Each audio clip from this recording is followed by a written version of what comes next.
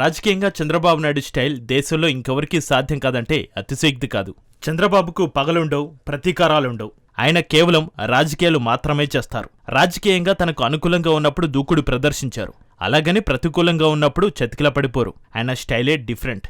ఏపీలో త్వరలో క్యాబినెట్ విస్తరణ జరిగే అవకాశం కనిపిస్తుంది. మొదటి క్యాబినెట్లో సీనియర్లను కాదని చంద్రబాబు జూనియర్లకు అవకాశం కల్పించారు. అలా ఎందుకు కల్పించారంటే అందుకో లాజిక్ కూడా పార్టీ నేతలు చెప్తారు. లోకేష్ ను వుడ్-బి సీఎంగా చేయాలనుకున్నప్పుడు అందరూ ఆయనతో కనెక్ట్ అయ్యేలా ఉండాలంటే అందుకు యువనేతలు క్యాబినెట్లో ఉండాలన్నది లాజిక్. అయితే గత అసెంబ్లీ ఎన్నికలకు ముందు టీడీపీ బతికి బట్ట కడుతుందా అన్నట్టుగా జగన్ శరవ్యవహారం చేయడంతో జనసేనాని అధినేత పవన్ కళ్యాణ్ చంద్రబాబు నాయుడికి టీడీపీ నేతలకు ఆక్సిజన్ అందించారు. బీజేపీ చెంతకు టీడీపీని చేర్చి కూటమి గట్టి ఎన్నికల్లో అద్భుత విజయాన్ని దక్కేలా చేశారు. అందుకు ప్రతిఫలంగా జనసేనాని పవన్ కళ్యాణ్ కు డిప్యూటీ సీఎం, ఆ పార్టీ నేతలకు 2 మంత్రి పదవులు లభించాయి.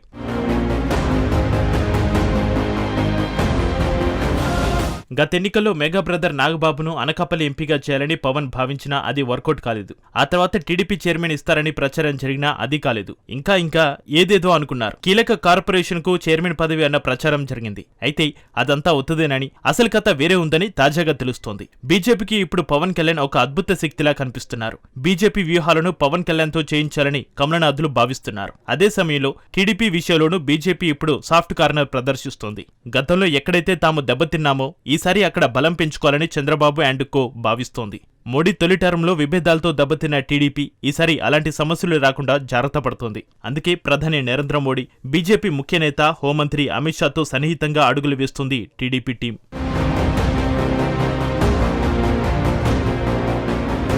ఎమ్మెల్సీ ఎన్నికలు ముగిశాక ఏపీలో క్యాబినెట్ ప్రక్షాళన చేసి ఒకరిద్దరిని పీకేస్తే పోలా అన్న భావనలో చంద్రబాబులో ఉన్నట్టు తెలుస్తోంది. అంచనాలకు దగ్గరగా పనిచేయలేకపోతున్న ఒకరిద్దరిని తొలగించి క్యాబినెట్ ప్రక్షాళన చేయాలని చంద్రబాబు భావిస్తున్నారని గుసగుసలు వినిపిస్తున్నాయి. క్యాబినెట్లో మరో మంత్రిని కూడా తీసుకునేందుకు అవకాశం ఉంది.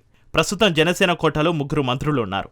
పవన్ కళ్యాణ్ డిప్యూటీ సీఎం పదవి వదులుకుంటే నాగబాబును మాత్రమే క్యాబినెట్ మంత్రిగా తీసుకుంటారా, లేదంటే మరొకరికి ఛాన్స్ ఇస్తారా అన్నది చూడాలి. నాగబాబును ఏపీ క్యాబినెట్లో తీసుకుని లోకేష్, పవన్ కళ్యాణ్ మధ్య వారు తగ్గించాలని చూస్తున్నట్టుగా ప్రచారం జరుగుతోంది.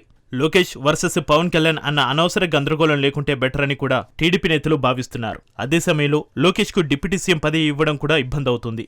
ఇవన్నీ చంద్రబాబుకు తలనొప్పులు పెంచుతున్నాయి. వచ్చే రోజుల్లో లోకేష్ కు ఎలివేషన్ ఇవ్వాలంటే అందుకు తగిన గ్రౌండ్ సిద్ధం చేయాలి.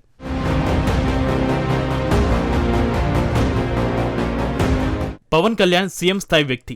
ఆ పార్టీ నేతలు రాష్ట్రంలో నెంబర్ 2 పొజిషన్ కంటే కేంద్ర మంత్రిగా ఉంటే విలువలు ఎక్కువగా ఉంటుందన్న అభిప్రాయంతో ఉన్నారు. అప్పుడు పవన్ కళ్యాణ్ ఈగో కూడా సాటిస్ఫై అయ్యే అవకాశం ఉంటుందని టీడీపీ మేధావులు ఆలోచించారు. అందుకోసమే పెద్ద ప్లాన్ వేసినట్టుగా తెలుస్తోంది. పవన్ కళ్యాణ్ పార్లమెంటుకు తీసుకెళ్తే పోలా అని వారందరూ స్కెచ్ వేసినట్టుగా తెలుస్తోంది. అయితే ఇవాళ ఉన్న ఆలోచన వర్కౌట్ అవుతుందో లేదో తెలియదు కానీ పవన్ కళ్యాణ్ రాజ్యసభకు పంపించి కేంద్ర క్యాబినెట్లో తీసుకుంటారన్న చర్చ కూడా విపరీతంగా సాగుతుంది. ఇప్పటికే ఏపీలో విజయసాయిరెడ్డి రాజీనామా చేసిన స్థానం ఖాళీగా ఉంది. అసలే పవన్ కళ్యాణ్ విజయసాయిరెడ్డి క్లోజ్ అన్న చర్చ కూడా ఉంది. పవన్ కళ్యాణ్ కోసమే విజయసాయిరెడ్డి రాజీనామా చేస్తారా అన్న అనుమానాలకు కాలమే సమాధానం చెప్పాలి.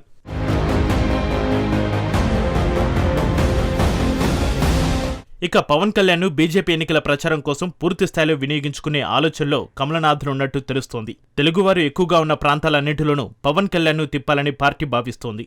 ముఖ్యంగా పవన్ కళ్యాణ్ దక్షిణాదిలో ఎక్కువగా ప్రచారంలో తిప్పాలని పార్టీ యోచిస్తోంది. అదే సమయంలో తెలంగాణలో ఎట్టి పరిస్థితుల్లో అధికారంలోకి రావాలని భావిస్తున్న బీజేపీకి ఇంకా ఏదో కొంత వెలితి ఉంది.